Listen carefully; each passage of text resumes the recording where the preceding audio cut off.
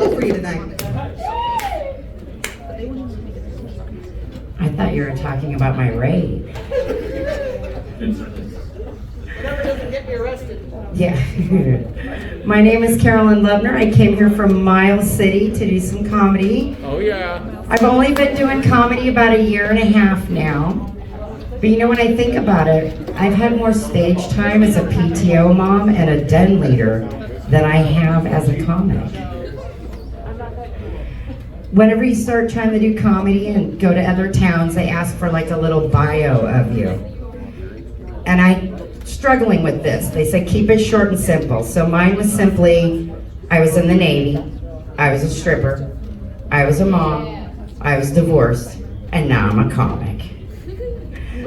I was in the Navy, and believe it or not, you actually have a height waiver to join the military. You have to be 5'2". I am only 4'10" and 3/4 inches. And that 3/4 is very important, because at the DMV it can make a difference between them rounding up and rounding down. And it didn't make a difference before, because growing up, I always knew that being a midget was 4'8". And I'm 4'10" and 3/4 inches. So I've got this, that's my safe space. And then as an adult, I found out they raised the height of a midget to 4'10". That's not right. You can't do that. You can't round up on being a midget. If anything, you have to go downward. I have enough trauma to deal with my therapist, and now I have to work through the fact that I'm dating a midget fucker. My favorite thing about the military was those boot camp showers. I mean, think about it. That's 86 women all at once in the shower. That's 172 titties, just in case you needed the math. I can't look up. That's waterboarding. I can't look down. That's reverse waterboarding with shampoo. Nah, actually, it's the military acronyms. Like CYA, cover your ass. KISS, keep it simple, stupid. And my favorite, that gets me in a lot of trouble in the civilian world, bear with me, cunt. Can't understand normal thinking. It's not a bad word, it's non-binary. The only reason you should worry is if you overreact in public, because then it certainly does look suspicious. No, actually, 2 phrases I'm not quite fond of that I think we should find a way to change is pull out and quick withdrawal. Because when I hear those 2 phrases, all I think is nobody left that situation happy. Can for once we come up with a military term so when we leave a country, where like everybody feels like they got theirs?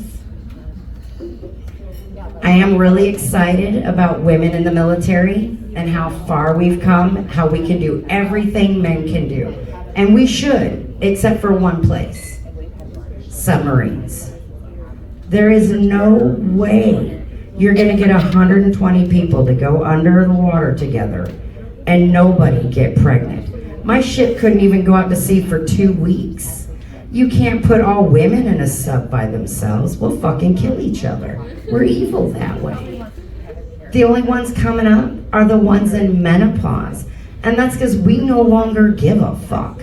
We're just gonna sit back doing shots, laughing at them, going, oh, remember when we cared so much about so little? Should we break up the fight? Nah, fuck it, let them figure it out. We did. After the military, like I said, I became a mom. And when my son turned 19, he moved out with not a single problem. There was no failure to launch in my house.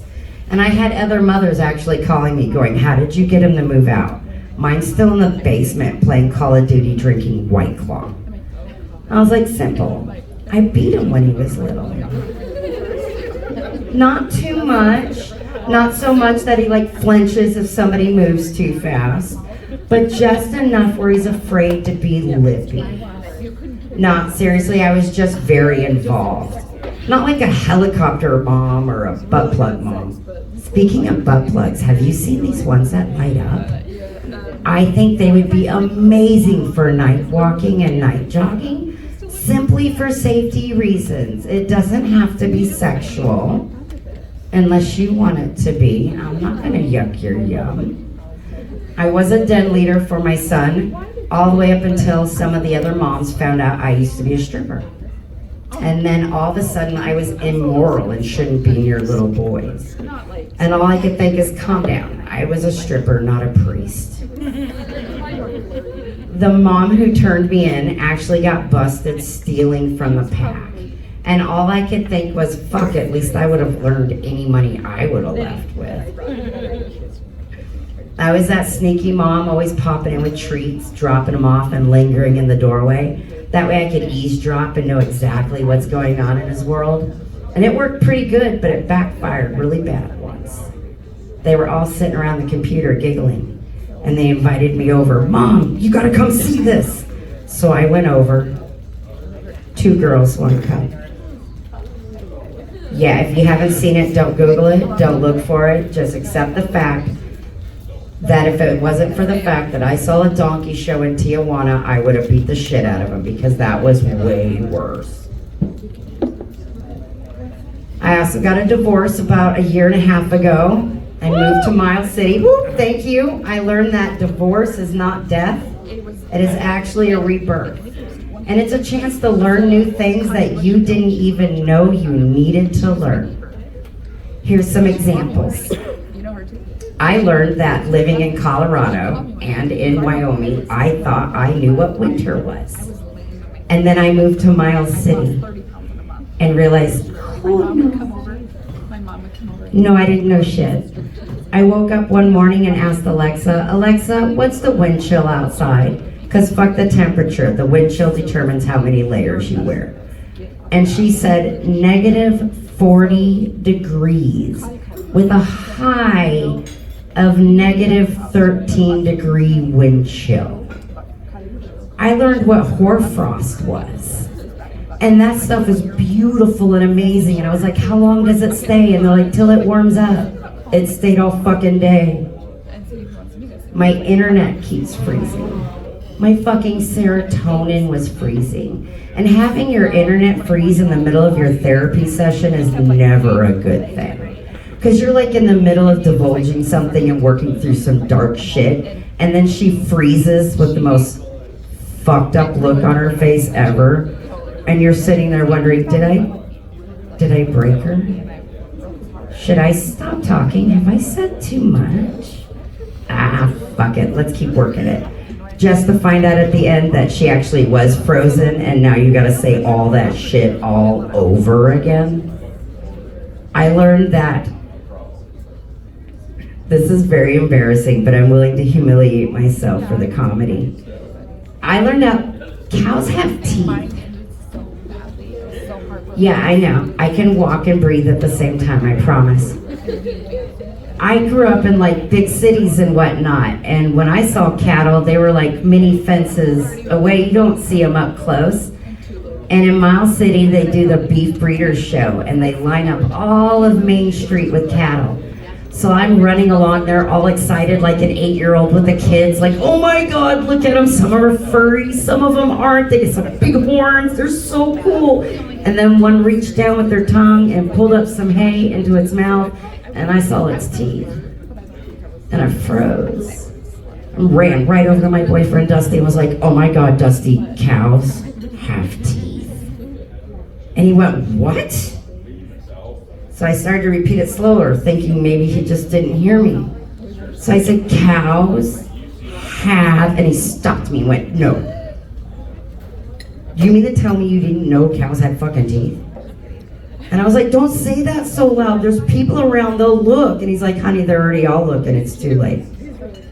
I was like, no, I didn't know. And he's like, you're from Texas. I said, yeah, fucking oil Texas. All right, there are no cattle in oil Texas.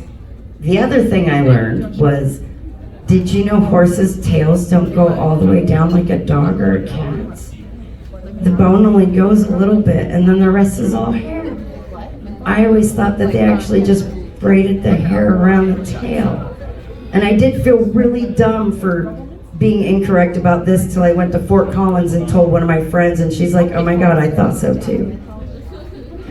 I don't know if it made me feel better that she's from Colorado and thought so too, but it worked. She also didn't know cows had teeth because she heard in ag class about how guys let cattle suck on them. So she just naturally assumed that cows didn't have teeth. And that got me thinking, wait a minute. Some of y'all men willing to put your dicks in a cow's mouth, but y'all bitch at us if we scrape. You need to rethink this shit, all right? The other thing I learned was that multiple orgasms are real. I always thought they were mythical. And the night that I discovered them, I swear I yelled thank you and what the fuck and why so many times. He stopped at one point to check in on me to make sure I was all right. And then I found out a couple of months later, this one is the most amazing in the world to me, and some women don't believe me. And if you don't believe me, make your men work harder. I swear to you, it's true. We can squirt. That's real. I always thought in porns, like maybe it was a bag or something that somebody squeezed, or maybe they actually peed. I didn't know, but I didn't know it was real. And then I squirted for the first time. Not only is it amazing, but the feeling you have when you leave him in your fucking wet spot when you go smoke a cigarette, that is fucking powerful, I tell you. Speaking of leaving him in your wet spots while you go smoke, there was one time when I came back in the room, I heard Dusty yelling at my cat to get away. So I go running in the room and I'm like, what's going on? He said, Jonesy tried to lick my balls. And I said, stop, wait a minute. Let's back this up. At what point when you were laying there and she's approaching your nutsack, did you say to yourself, let's see where this goes? He said, about the thigh. I said, at what point did you decide this has got to fucking end? He said, when she went to go lick it, I was afraid her tongue would be rough. That's my time, everybody. Thank you so much. Please don't forget to tip your bartenders and your waitresses. The more you drink, the funnier we get.